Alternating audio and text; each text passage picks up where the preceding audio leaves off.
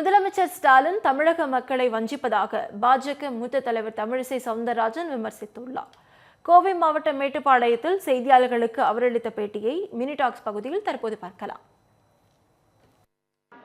இன்னைக்கு அகழ்வாராய்ச்சி கீழடி நம்மளை மரியாதைக்குரிய மோடி அவர்கள் தமிழகத்தை வஞ்சிக்கிறார் வஞ்சிக்கிறார் வஞ்சிக்கிறார் சொல்லிட்டு இருந்தார் முதலமைச்சர்.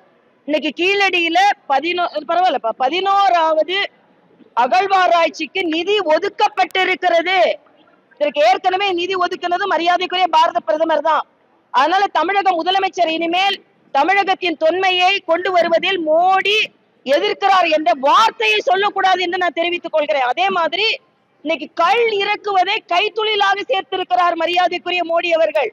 இது எவ்வளவு பெரிய விஷயம் தெரியுமா?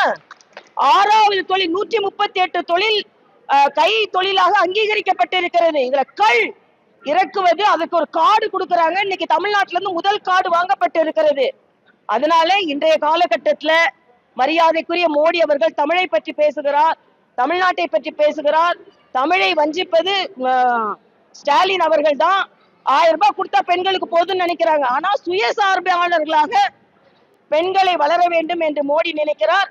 அதனால மோடி அவர்களுக்கு பெண்கள் சார்பில் வணக்கத்தை தெரிவித்துக் கொள்கிறேன். திருநெல்வேலி மக்களே, நம்ம திருநெல்வேலியில உங்களுக்குன்னு ஒரு சொந்த வீடு கட்ட ஒரு பெஸ்ட் சான்ஸ் வந்திருக்கு.